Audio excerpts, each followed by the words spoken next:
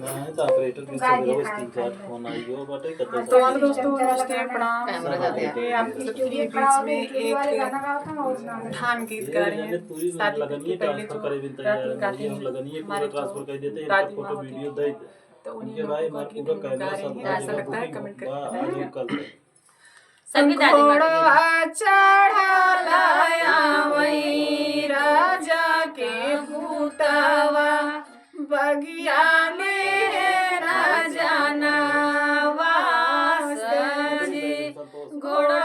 चढ़ाया वही राजा के पुतवा बगियाली है ना जानवास जी सीता के सखिया खिड़किया से झांकई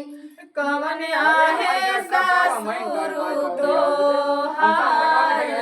जी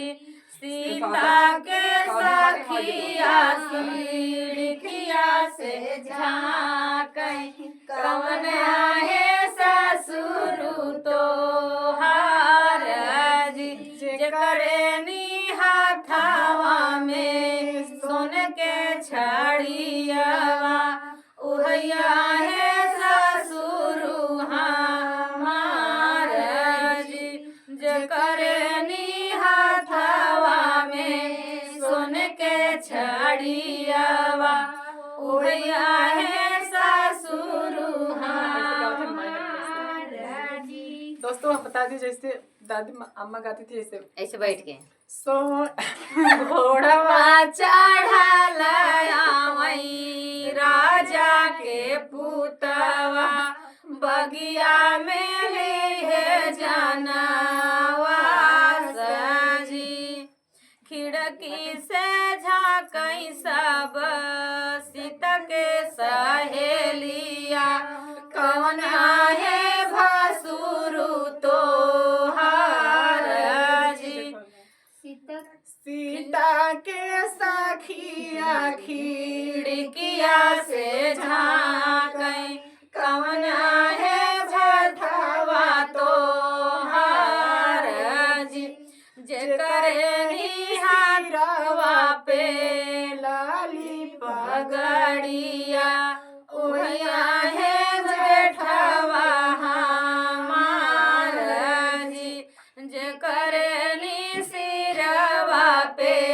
लाली पगड़िया उहिया है जेठवा हमार जी घोड़वा चढ़ाया वही राजा के पुतवा बगिया में ने जानवास जी खिड़की से झांकई सब सखिया सहेलिया कवन आहे सजना तोहार जी